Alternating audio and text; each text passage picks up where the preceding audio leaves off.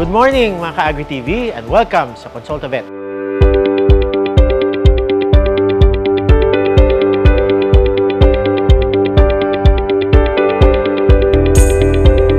Ngayon naman po ay i-discuss natin ang financial management inside a vet clinic.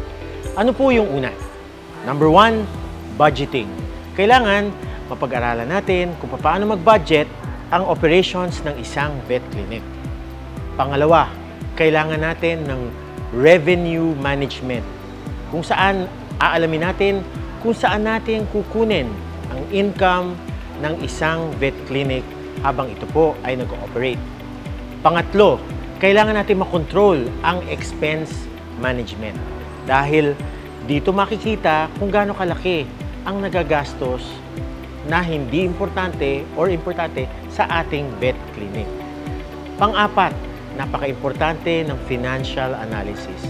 Dito po papasok ang ating pag-hire ng sarili nating accountant, whether it may be in-house or outsource accountant, para po sa isang maliit na vet clinic.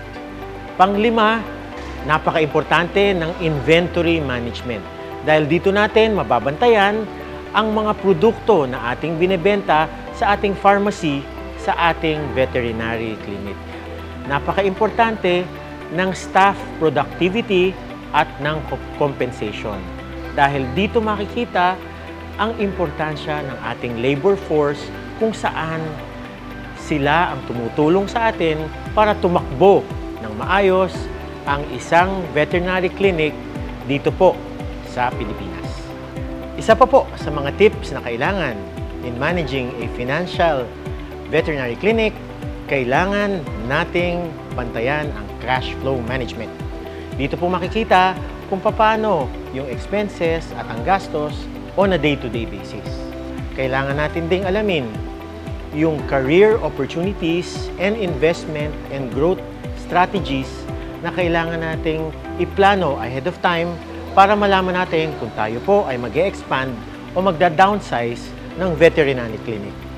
At ang huling-huli, pinaka-importante, kailangan po sa ating negosyong ito, kailangan natin ng professional advice.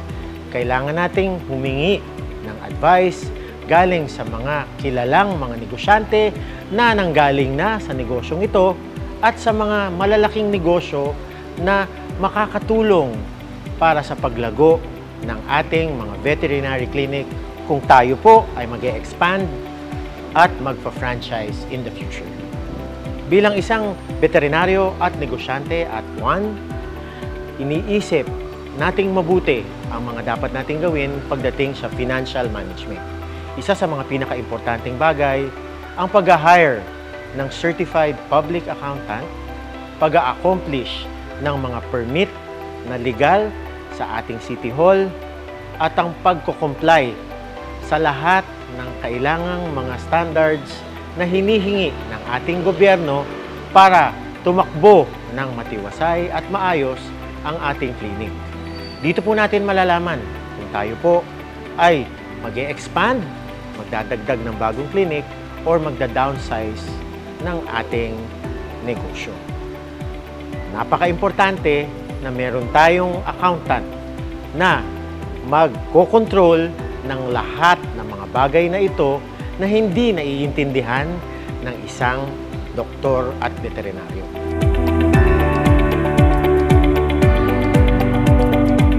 Sana ay marami kayong natutunan sa episode na ito kung saan naturuan namin kayo ng financial management inside a veterinary clinic. Sa susunod na episode, tuturuan namin kayo tungkol naman sa inventory management inside a vet clinic. Dito lamang po sa Consult a Vet, ang Agri-TV at iba pa, kasama nyo sa hanapbuhay.